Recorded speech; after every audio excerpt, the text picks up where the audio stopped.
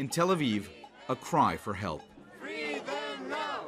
Outside Israel's defense ministry, anguished relatives of captives held by Hamas demanding their release. All the countries, where are you?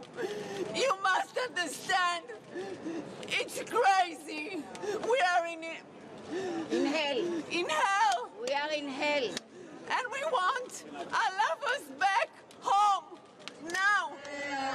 A day after Hamas released 2 American captives, demonstrators urged leaders to implement a ceasefire and expressed anger with how the government has handled it all. Hours later, an announcement from the Qassam brigades, the military wing of Hamas, saying the armed group informed Qatar they planned to release 2 more captives without conditions, but that Israel refused.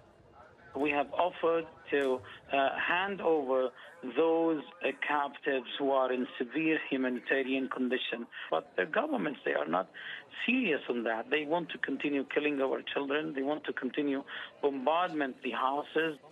In response, the office of Prime Minister Benjamin Netanyahu called the claims by Hamas mendacious propaganda and said we will continue to do everything necessary to bring all the captives and missing back home.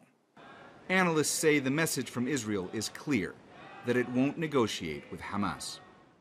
Israel did not negotiate. It was the Qataris who facilitated the negotiations with Hamas to allow the 2 women, the American citizens, to return home.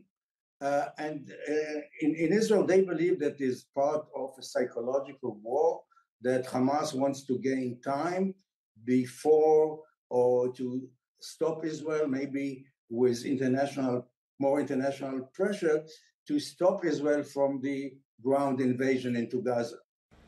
From the Israeli government, increasingly bellicose rhetoric and continuing military buildup. We will turn this equation 180 degrees. The day of the attack will be remembered as the day that started the final and complete destruction of the Hamas terrorist organization. We will deepen our attacks. We will minimize the dangers to our forces in the next stage of the war. And we're going to increase the attacks. While calls for a humanitarian ceasefire only grow louder, the bombardment of Gaza, already relentless, only intensifies. Mohammed Jamjoom, Al Jazeera, occupied East Jerusalem.